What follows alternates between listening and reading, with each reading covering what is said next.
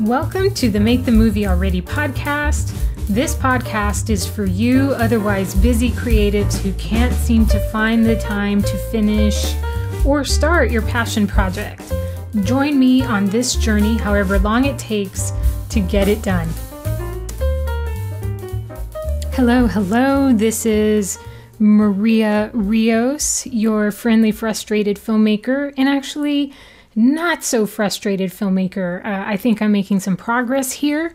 Welcome to episode 9. We are in the pre-production phase of my project, and we are going to discuss story development, in particular artistic identity, practically speaking. And so the question I hope to answer today or make progress on is, how do you define your artistic identity and connect it to the rationale for your documentary film?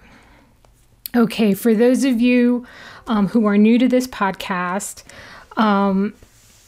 this podcast is essentially a journal of my experiences in restarting my first documentary.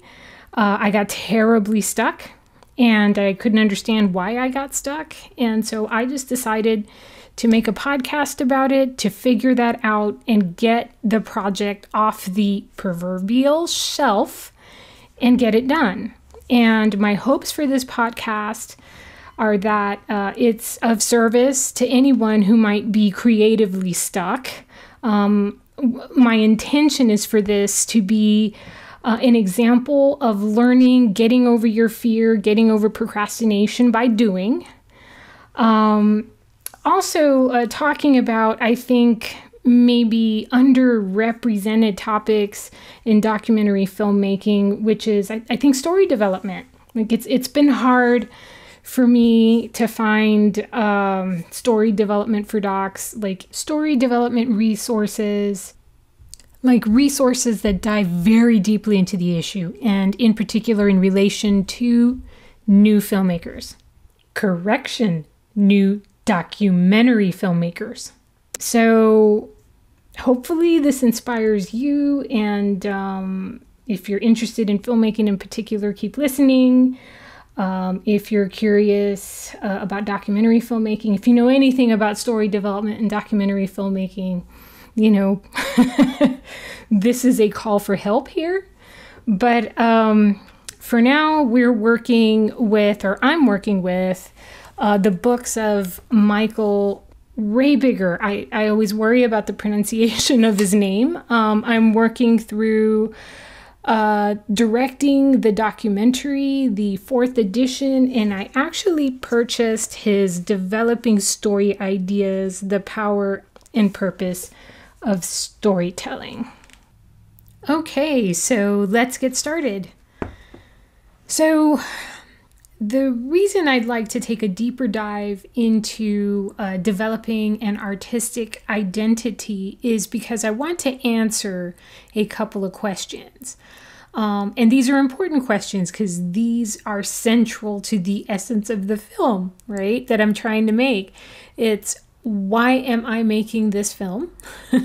And why am I the right person to make this film? And ultimately, the goal is to communicate my motivation for making the film. And for whatever reason, that's been the challenge of my life. I haven't come up with satisfactory answers for that. But that's changing. So let's go back and talk about artistic identity. Let me actually read you the definition of artistic identity that Rabiger gives in his Developing Story Ideas, which is, artistic identity is the source of creativity each of us carries within. Shaped by temperament and biographical circumstances, it is the inner force directing our search to complete our unfinished business. And on the same page, where we find that definition, there is another couple of lines that really spoke to me, considering that Rabiger is a filmmaker. He says, "I know this because I directed 24 documentary films before discovering with a shock that my work, maybe my whole life, had been shaped all along by a common theme. What a lot of time and effort I could have saved had I known this earlier." So right there, he's connecting very clearly that knowing what your artistic identity is can very directly impact your work, your production work on a film. And so as part of the identity, he mentions this unfinished business. So let me define that for you. So he says, each of us has had formative experiences, usually sustained at high and low times in our lives, that leave us with sensitized scars that one can think of as marks. Ignored and unresolved, these marks remain as clues to unfinished business. Thus, it is perfectly true that, quote, "the unexamined life is not worth living," end quote. That drive you have to discover and express is really the urge to recognize the marks you carry and the desire to do the work they want you to do.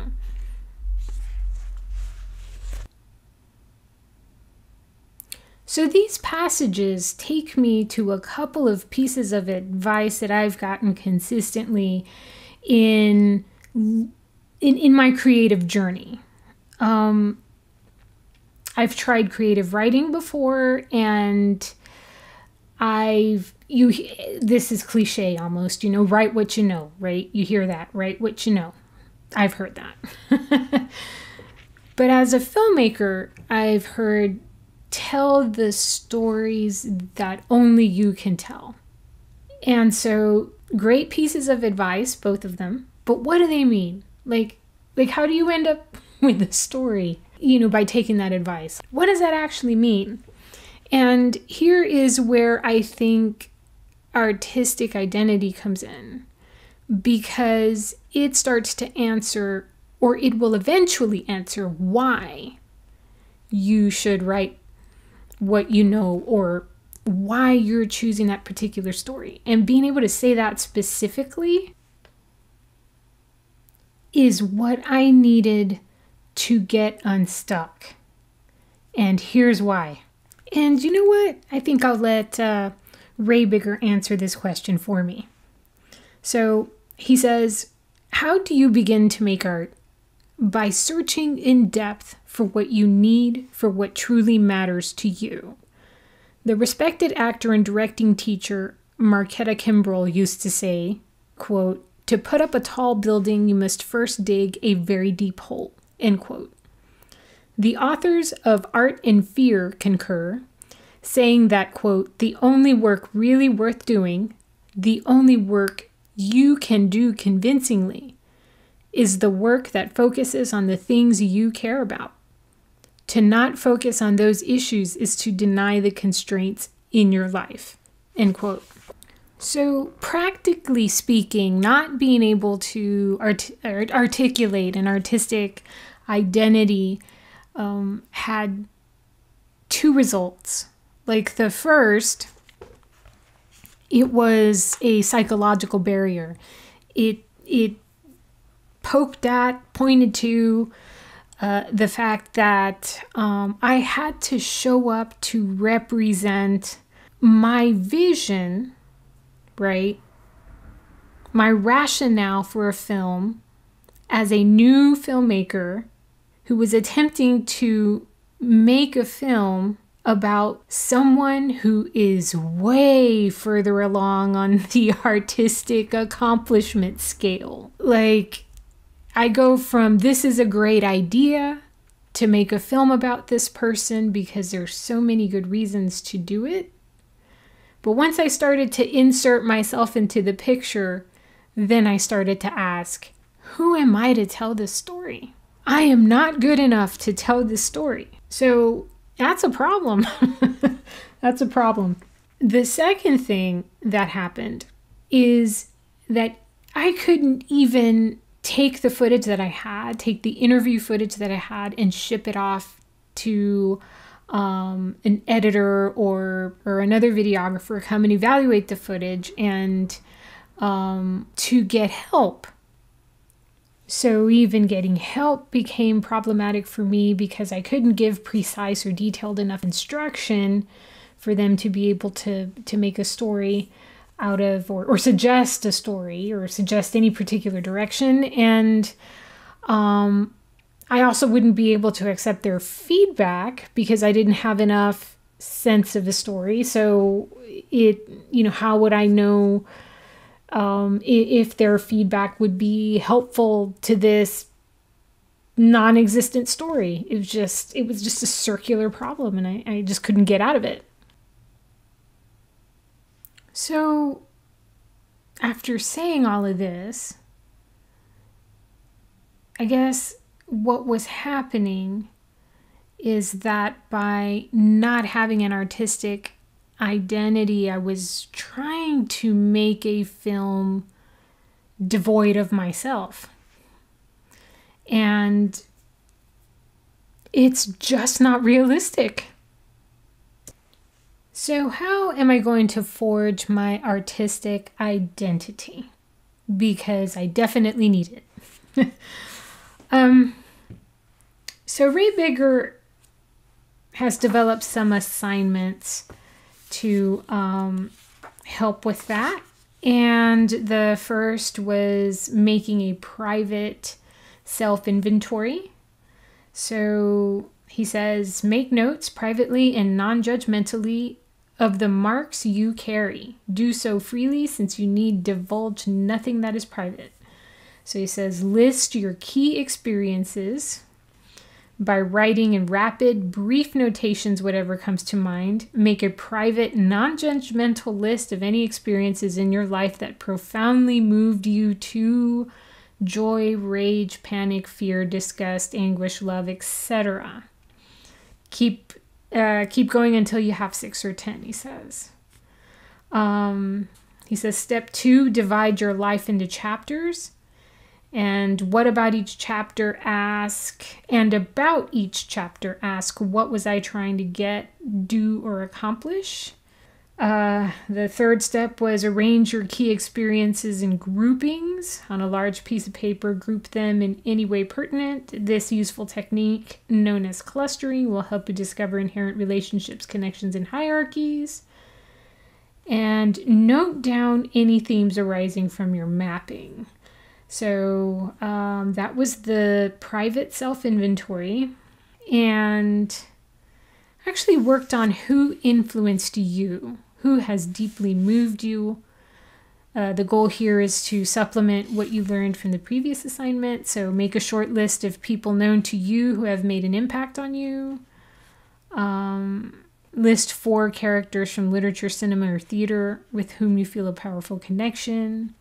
Do the same for 4 public figures.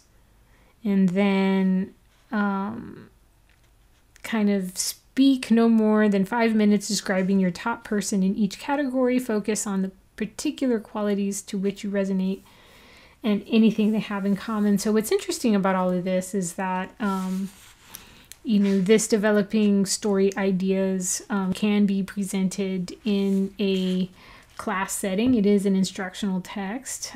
You can, however, do these assignments on your own, although Rabiger recommends that you get feedback somehow so that you include other folks, so that you're not necessarily 100% alone working through all of this. And long story short, again, I worked on the private self-inventory and who influenced me. And I spent quite a bit of time, actually probably more than recommended, And what happened? What were my results? And in terms of key experiences that I had to associate an emotion like joy, rage, panic, etc., I kind of wrote maybe 21 experiences. I really can't think of any of these that I'd like to share. This part of the assignment wasn't easy, so it did require that I dig a little deep and get out of my comfort zone and think about some events in my life that weren't the easiest to remember. And I kind of tried to work out my life in chapters. Like I found that to be really difficult. I don't know. I didn't feel any lift while I was doing the chapters assignment. That's part of the this personal inventory, and So I tried my best. I ended up with a few chapters that just kind of described my life, very generally. Like, this is what I was going through then. I also kind of spent some time, kind of figuring out, who my influences are. I thought that was pretty interesting, and I don't know if you can hear my notebook. I'm just kind of turning pages here, trying to kind of get a broad view of my work across several pages of my notebook. But interestingly, I feel like I made some progress because I think I got to some thematic descriptions that will get me where I need to be in terms of being able to answer, or communicate what motivates, what are my motivations for making this film? Why am I the right person to make this film? And why am I making this film? So after doing all of this work, what emerged are some subjects that I feel passionate about.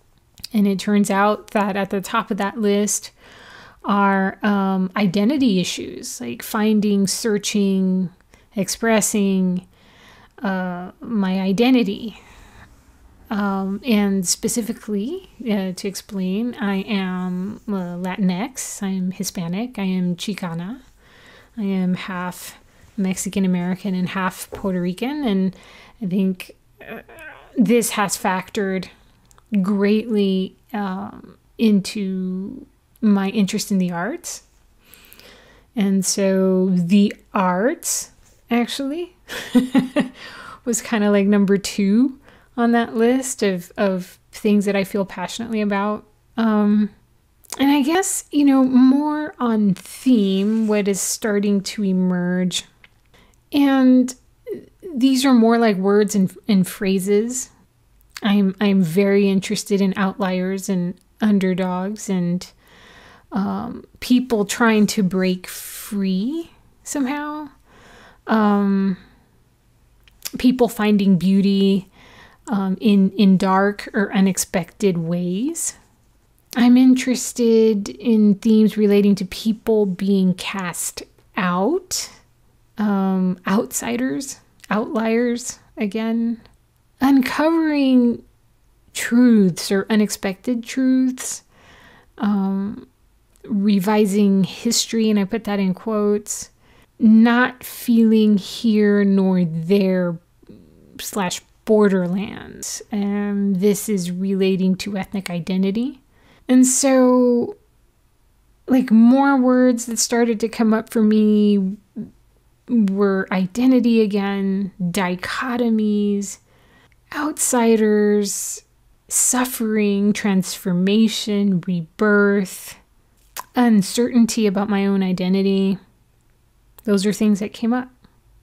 I also did the Who Influenced Me exercise, and that list I think was pretty interesting. So I did some fictional characters, public figures, and friends and family. And so I'll share the fiction and public figures. For fiction, it's Kirk, Spock, Rocky, Felicity, and the Women Warriors of Wakanda. In terms of public figures, Charles Harrison, the art historian. I actually had him as a professor. That was an amazing experience. Then James Baldwin, Gore Vidal, Harvey Milk, Ricky Williams, the football player, and Chantal Ackerman. I think that's how you pronounce her name. I think that might be an eclectic group of folks. And I think I am not. That's just scratching the surface.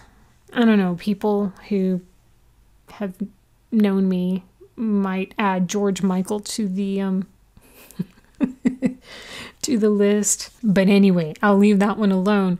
But I think some commonalities in these folks are that, some of them are wanderers and explorers and warriors and people that engage in discourse and encourage it, creatives, athletes. What that all means at this point, I don't know. I haven't quite connected the dots yet. And frankly, I'm still kind of percolating all of this. Some of this kind of dug up some things that were personal and painful and joyous, and it was a mixed bag. So it wasn't the easiest assignment or set of assignments to experience, but I think I started to see or confirm some real connections between myself and my subject, or between me and my subject. As you know, my documentary is about a writer, and one thing I have figured out in doing all of this is that I can certainly point to why I'm the right person to make this film and why I'm making this film. There's a lot in the words that have started to emerge that are the underpinnings of my artistic identity that I believe very strongly tie to some of the themes that I call her my writer, undertakes, that speak very, I guess, directly to her genius. So because it's late in the evening and I'm turning into a pumpkin and I've spent quite a bit of time doing some homework and a little bit of time trying to share it with you here, I'm going to go ahead and save the connecting the dots part to the next episode of this podcast. And I don't know, I'm feeling really good about what I've done so far. There's quite a bit of writing that really needed to happen and digging that really needed to happen. I feel things loosening up in my brain. And so I've even kind of started to think in terms of themes for the film. I've started to jot some things down, but I won't share them because I don't think they'll make sense right now. So I'm going to continue to work on the artistic identity piece, and with the goal of coming up with maybe concrete answers for why I am making this film, why am I the right person to make this film, and to start to communicate my motivations more clearly. With that, I'm going to go ahead and start to wrap this up. So before we go, I wanted to go ahead and return to the goal of today's podcast, which was how do you identify your artistic identity and connect it to your rationale for the film? So obviously I'm working on that identity, but it's not quite fleshed out yet. But I'll keep plugging away. I think this is important writing work that I have to do to clarify the creative process for me, to really set the foundation and direction for where I need to go from here. So more on that to come. Thank you so much for listening. Have a great week. Stay creative and take care. Bye-bye.